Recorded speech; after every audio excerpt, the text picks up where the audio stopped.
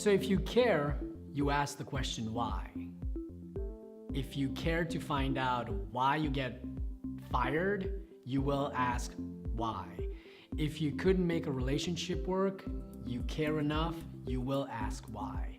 So understanding why something happened is as important as what it is. If you know what your failure looks like, the next step would be to understand why you failed.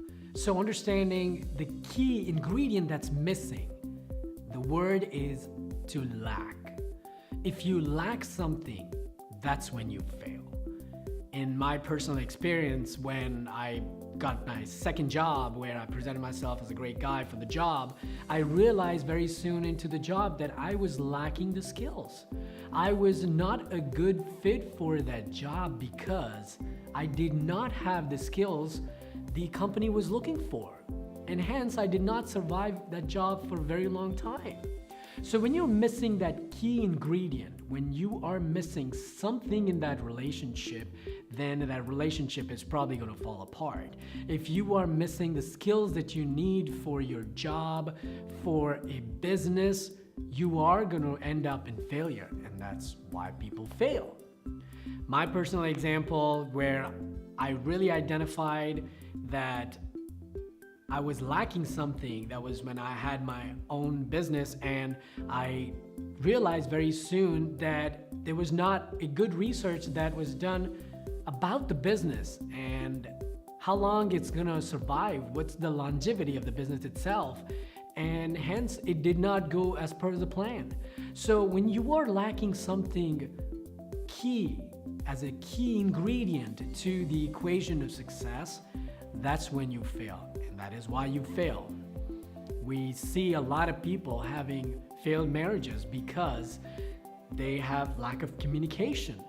They are not spending enough time to communicate with each other, to understand each other better, to understand the needs of each other better, and that's why they fail. It's critical to understand that a key ingredient actually spawns sometimes from another one. For example, if there was a company that was filing for bankruptcy, there was lack of either leadership, and that lack of leadership resulted in lack of making right decisions for the company.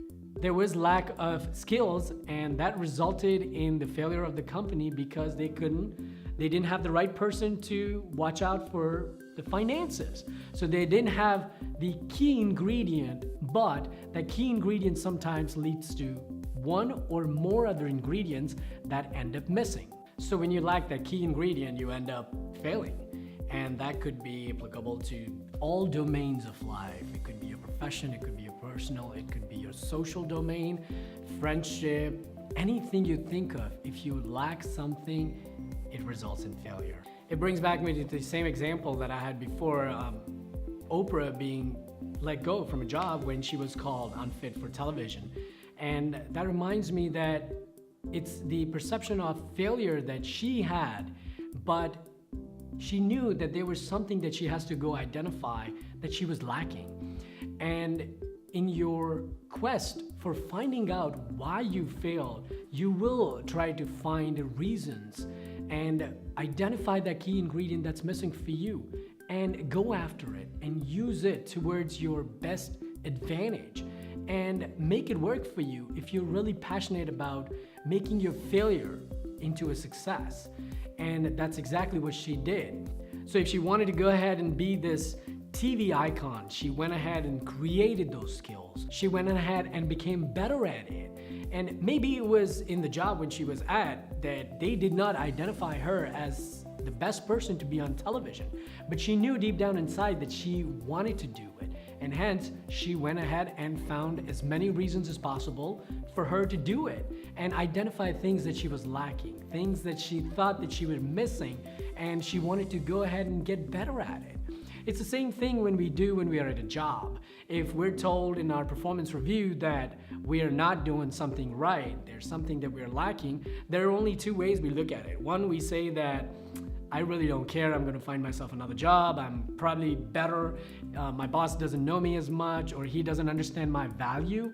That's one way of looking at it. If you look at you're lacking at something and you wanted to just get away from it. And the other way that you could look at it is understand if you really mean to do what you're doing, which is if you're doing that job, you really wanted to do it and it makes you feel passionate, then you go ahead and find the reason. Why is it my supervisor actually tells me that I'm lacking it? I mean, is it something that really is true? And if it is true, I go identify it and be better at it. If it's writing better reports, then I write better reports. And how do I do that? What is missing in my reports that he likes written by someone else? I need to identify that. I need to do that research and find that key ingredient on what is it that I'm lacking and why is it that I fail. And then once you understand you have identified that key ingredient of your failure, you will be easily able to go out there and find how to be better at it or how to implement that ingredient in your work, in your relationship, in anything that you do. You will be able to implement that lacking and be better at it. So to reach your potential, you need to identify what that failure is, but more importantly, you also need to identify why did you fail. If you did not do good or great at one position, why did you not do it? And if you feel that you wanted to improve on it and you want to be better at it, then you be better at it by implementing those strategies that can make you better at it. If you want to be a great speaker, then you go learn and understand what makes you a better speaker and implement those strategies. You will be criticized, you will fall, you will probably not be able to succeed, but what is important for you is to identify if you're failing, what is missing, and you identify that and implement that, it will become a success story for you as well. But it's as critical, as important as to identify what you fail on, as is why you failed. What is it that you miss? And if you want to improve on it, you go find ways to be better at it. And remember, in finding excellence, there is no absolute.